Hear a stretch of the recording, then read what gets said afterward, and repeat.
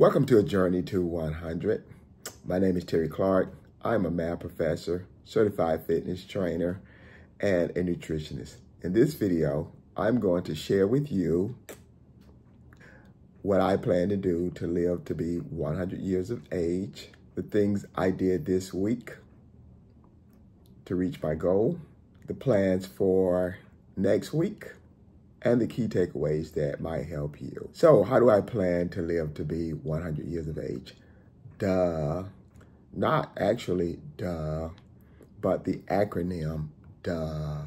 So I plan to focus on diet, activities, and happiness. So those are the three things that I'm gonna do to try to live to be 100 and beyond. So let's get started.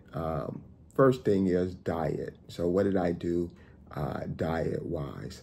Well, one of the first things I did this week was, I prepped my oatmeal. I made a whole container of oatmeal. I actually shared about it in a video, so that was great. One of the nice things about, just prepping oatmeal or any food, it forces you to eat it consistently and stay on track with the food. Now, as far as the top 5 nutritional foods, which every nutritionist, every, dietitian knows about: beef liver, sardines, shrimp, shrimp oil, shellfish, that kind of stuff. Spinach is in there as well. And eggs, of course, you wouldn't forget eggs. So those are the top 5. But out of the top 5, the only one that I have not eaten this week is sardine, So we'll see about incorporating that into my diet for next week. Now, when you're trying to lose weight, you focus on calories. But when you're trying to live healthy and be fit, you focus on nutrition. I want to share some of the supplements that I used this week to stay on track and make sure that I can reach the goal, because that's the most important thing. Okay, so I'm using creatine. I always use creatine because creatine boosts strength, endurance, speed, those kind of things. Now, I know what you're thinking. What has that got to do with being 100 years of age? Well, one of the biggest indicators of life and longevity of life is muscle. This stuff right here. Okay, so as long as you're able to maintain muscle and build muscle, then you're on your way up. As we get older, we start to lose muscle. So mobility is very important. So you want to definitely focus in on that. Okay, so creatine will help with that. Just kind of, it helps you as you're lifting the weights and stuff to get stronger and stuff. You have to fuel or feed your workout. And so creatine is one of those things, along with the protein and the diet, that's going to help me get that done. Now, another thing that I've been taking is cod liver oil. And cod liver oil is really a great supplement. In 1 teaspoon, you're going to get 50% of your vitamin D. You're going to get 100% of your vitamin A. And then, of course, you're going to get those omega-3s as well. Now, I don't take a teaspoon, I take a tablespoon, which leads into serving size. So it's important that you match the serving size. So if 1 serving size, which is a teaspoon, will give me 50% of my vitamin D, and it takes 3 teaspoons to make a tablespoon, here's some math in there, okay? It's not hard math, but it is math. You got 3%. You got not 3%, but you got 3 times 50%, which is going to be 150%. So I'm maxing out on my vitamin D for the day. And of course, with the vitamin A at 100%, 3 times that's going to be 300%. So that's really great for that. Now, when we look at cod liver oil, it's also really great for the skin. Okay, I'm 58 years old. Okay, and so this really helps out with my skin, and it helps out with my eyes as well. So that's really important there. Now, this is something that I'm using, and this is kind of cheating. This is this 5 energy drink. So and I'm going to talk about this a little later, my workout program, but this helps me to get through my workout program here. The thing about these types of supplements, you have to be really careful with them because when you start using stuff that's not natural, don't stay on it. So my goal here is to kind of use this for 2 weeks and then get off of it. Okay, so it's just to get my new workout going, but I am not going to stay on that long term. It can't be part of my long-term process. You can do little things like that. I just recommend not staying with it, getting off of it as soon as possible. You know, it's just to kickstart the process. Now, with this thing, it's got 185% niacin in it. So, you know, that is spectacular. And then it's got the B6 and the B12 in it, and that is kind of going to be off the chain because it's packing over 2,000% of your vitamin B6 for today, and it's packing over 20,000% of your vitamin B12 for today. So I'm going to be all vitamin B out for today when I'm taking this stuff. But it only lasts for about 5 or 6 hours. I don't really need it to last for 5 or 6 hours. What I need to do is help me stay charged through my workout, so I'll have the energy I need to get the workout done. Also, another thing it has in it, which you have to be careful with, is the caffeine. Okay, so it's got 200 milligrams of caffeine in it. A cup of coffee has 95 milligrams of caffeine in it. So it's about 2 cups of coffee. So, you know, as a nutritionist, it's important to understand what's in the food, not just that you're eating it, but if you're trying to be healthy and you're trying to get fit, then you need to know the nutrients in the food and you need to know what the nutrients do. So, you know, that's the takeaway there.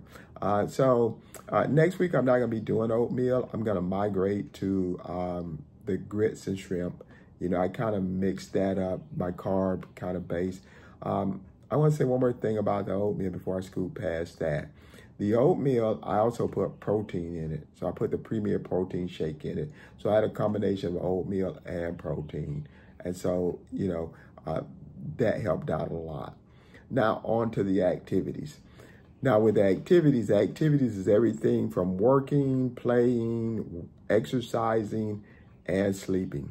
So there's a lot to unpack there. My workout, I kind of switched up on my workout this week. I had been doing full body workouts. Now I'm doing body part days. So I do chest day, back day, leg day. And so I kind of went ham this week, a little bit sore, but it's a good kind of sore. So I'm excited about what's going to happen next with that. I also went out and I bought a barbell and I bought a curl bar. So I'm excited to see what I'm going to be able to do with that. I intend to add some compound lifts into my workouts next week. I've been doing the compound exercises with dumbbells, but I'm wanting to bring some barbell activity in there because you can put more weight on the barbell to see what the workout's going to be. Also, I started back on the treadmill, doing the endurance. Okay, the most important thing about any kind of exercise, and this is the way I look at exercise is not to lose weight. Okay, you're not gonna lose weight with exercise because you just can't do enough calories in it to match the calories in the food. So the food is about losing weight with the calories, and it's about building muscle with the protein. Exercise is about performance and appearance. Okay, so I do want to have endurance, and if you think about it, you do need endurance in order to live long. Okay, living long is actually a form of endurance. So I do want to have endurance, and so I'm going to be focusing in on that. I also plan on maybe incorporating, you know, some boxing or shadow boxing, or I've got some gloves I got planned to focus in on that and using that next week as well. Okay, so that's the exercise component. Exercise is just one part of the activity. In order for you to live an active lifestyle, you got to do more than just exercise. You can't like just do exercise and sit on the couch the rest of the day. And so With my other activities, I've been focusing in on my job. I am the advisor for the Black Student Union in addition to being a professor on campus. And so one of the things I've been doing is helping the students put out flyers. Okay, so putting out flyers around Full Sail University. They've got 4 parking lots and it's a big walk. You know, it's a large stretch. So I get a chance to get a lot of walking in, putting those flyers out. Plus I'm out in the sun, so I'm gonna be getting a lot of vitamin D while I'm doing that. Okay, so that's how I'm incorporating natural activities into my work day. Now, I haven't had a chance to start doing any kind of fun stuff yet, like playing games and stuff like that. May try to get on the basketball court, that kind of stuff. Well, I could take the boxing and use that for fun as opposed to a workout. And, you know, that will, for those of you who don't know it, I spent a few years boxing when I was in my 20s. So I do have affinity toward boxing, football, running track, okay, in addition to lifting weights. As far as sleep, my sleep has been a little choppy, but I'm working from home. So, you know, in the middle of the day, I might take a nap, you know, to try to regain or recuperate some of the sleep that I'm losing at nighttime. With sleep, I may add a supplement, you know, if it continues to be a problem for me. I don't know, maybe this stuff right here might have something to do with my sleep as well. We'll keep monitoring that as well, but I'm only planning on staying in that for 2 weeks, so we'll see what happens with the sleep. So that is the activity component. Then the last part is happiness. Now, happiness is more than just about being happy. It's also about reducing stress, because stress will kill you. And so I try to stay away from stress. A big part of staying away from stress is, you know, identifying your boundaries, setting good goals and activities and expectations for what you plan on doing. Okay. Also, you know, putting a little leeway in there to be able to meet deadlines and goals. You know, I get stressed out when I can't meet my goals and things like that, or do my task as far as my job and stuff. And so I always give myself a little extra time. Like I'll get to work a little bit earlier. So if there's something going on with traffic, I'm now not stressed out and having to, you know, deal with being upset or wanting someone else to drive faster or something like that. So that's how I'm managing stress. I'm also staying away from people that will cause me stress. Okay, because people don't care anything about stacking stress right on top of you and doing and saying things. People are very selfish is what I've found. Okay, they only care about themselves. And that's fine. I mean, you can care about yourself like that. I like to try to care about other people, but not everybody's that way. And that's fine. But when I see people that, you know, don't respect my peace, I eliminate them. I just stay away from them, because at the end of the day, if I'm going to make it to be 100, okay, and not look like a rag doll or look like I'm old and dusty, okay, I can't have people stacking stress on top of me and causing problems for me. You know, life has enough problems without letting other people manufacture problems for you. Now, I'm big on this. Respect yourself. Never let anybody else just disrespect you, run over you, take you for advantage, talk any kind of way to you.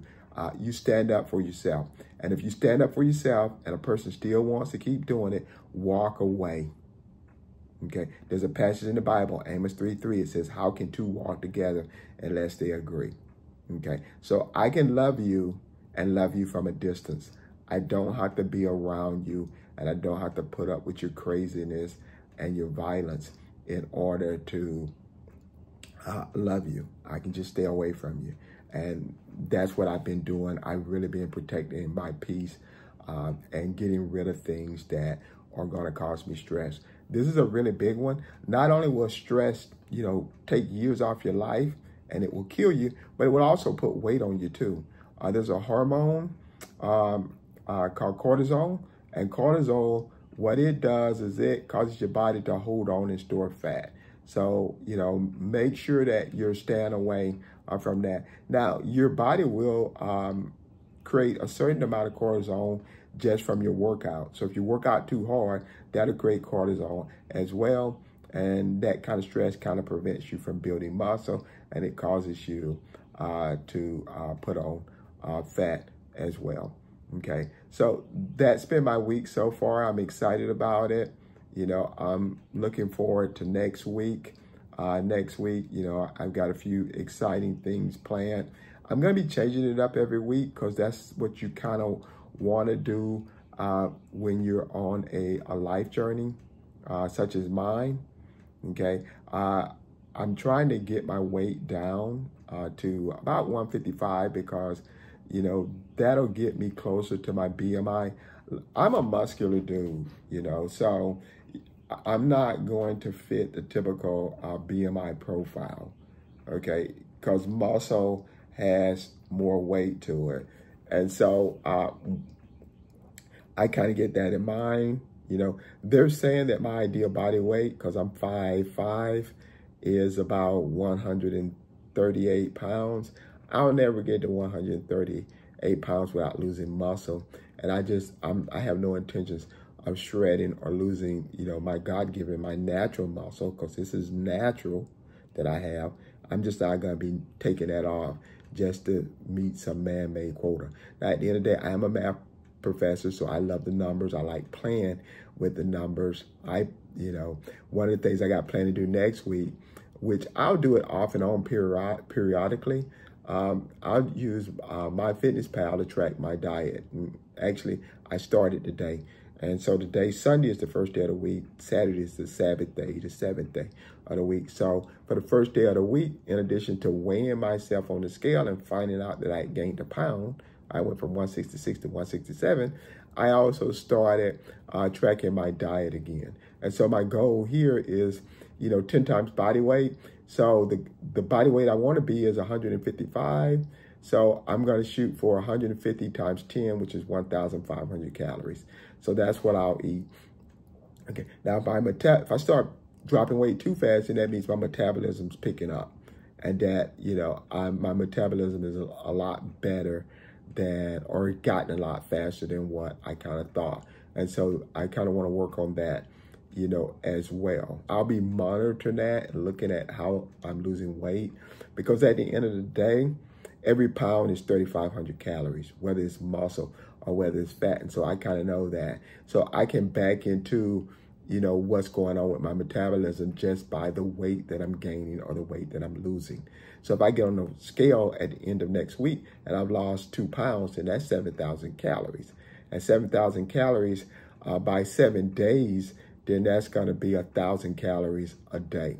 And so if I'm eating 1,500, and then I took another 1,000 calories from fat, okay, that's 2,500 calorie intake, okay? Because remember, the fat on your body is stored calories. So what that means is that your body ate the food, it didn't process the calories right away, it took it and it stored it as fat, and then now you can use it later. But make no mistake about it, when you're losing weight, your body is still taking in calories from the fat, not the food. But you do have to add the fat and the food together in order to get your full calorie intake, what your metabolism is actually doing. So you can do the math and back into those numbers, okay, and kind of figure out what you're doing. Now, there's calculators out there, but I want to give you guys a warning on those calculators. I got calculators on my site at faithandfit.org, but I'm telling you straight up, there is no way someone can take a calculator and tell you what your metabolism is, because we all have different metabolisms, and everybody who has your metrics are going to get those same numbers. They don't account for, you know, genetics, okay? They don't account for that, okay? And genetics is going to be the elephant in the room when it comes down to that. Okay, so those, now it's not to say you don't use those calculators, because I do use them myself, but what those calculators do, they're a starting point. Your calorie intake, your metabolism, your diet, and all that stuff is going to be somewhere around there, okay? But you then have to start tweaking and making adjustments based upon your outputs or your performance. So if I'm trying to lose weight, I'm going to look at the scale. I'll start off with what they recommend as far as my calorie intake is concerned, but then I'm going to be informed by what's actually happening on the other side. A lot of times the reason why people get train wrecked is because they take a diet or they take a workout for gospel. And they think, well, if I do what someone else did, I'm going to get the same results. And that is not true. It's not true because you're made different, okay? And your body responds to everything differently. You know, two people can eat the same food and I'm not going to say 5 minutes, but a few hours later, one person's hungry and another person's satiated, okay? So, and the same way we can do the same workout, okay? Just because we're doing the same workout doesn't mean you're going to grow muscle, okay? Like I do, doesn't mean I'm going to grow muscle like you do. Case in point, you know, my arms grow really fast. I can just look at weights and these things will get big, okay? And there's some people who get a bigger chest and there's some people who get bigger legs. So doing the same workout, okay, we might grow differently on different body parts. You may outperform me on one body part and I may outperform you on another body part. Okay, so what's the big takeaway from this week? You know, what can you use when listening to a certified fitness trainer, nutritionist like me? Okay, so one of the big takeaways is know your nutrients. Okay, notice how I talked about, you know, beef liver and eggs and the nutritional profile of those foods. Okay, also understand your calories and serving sizes. You know, track your stuff until you figure out what's going on. Okay, another thing, have fun. Okay, notice I said in order to live to be 100, in order to be healthy and fit, happiness matters. Don't let people stress you out. Okay, just start where you're at. Start and just kind of work on the little things. Okay, and as you get better at the little things, then just incorporate a few more things. Okay, be adventurous, change it up as you need to. Okay, and just make it a lifestyle because it really is a lifestyle. It's not just one thing. It's not just, you know, doing it for a short period of time. It's about, you know, having fun, respecting your body, loving your body, treating your body good, okay? And just being curious about your body and seeing where it will take you. You know, you'll be surprised at the things your body can do if you start paying it attention, okay? Most people take their body for granted and they're totally clueless on what it actually can do. Your body is a miraculous gift from God. That's a gift that God gave you. Your body is not you. Your soul is you, okay? Your body is the gift that God gave you to operate in this dimension, to operate in this world, okay? You can't be here without your body. It can boomerang. It can fix itself. You know, there's a passage in the Bible that say, if we repent and turn back to God, he will heal the land. And a lot of people think the land is just the earth, but it's not. Your body is also the land too. So if you treat your body right, you eat the right foods, you get active, you know, you can incorporate some exercise and working out in there too, okay, because that's a supplement. You know, just like these things right here are supplements, exercise is also just a supplement, okay? It should supplement, okay? Natural activities are how you stay fit, and then you supplement with exercise. So if you do those things, your body will heal. It will heal itself. You don't have to go to the doctor and take a bunch of medicines and all those kind of things. Last thing, now this is not a big takeaway for this week, but the last thing is people making money off your bad health. Okay, so understand that. No one's going to be motivated to tell you how to fix your health. So if you go to the doctor, he's just going to give you a bunch of pills.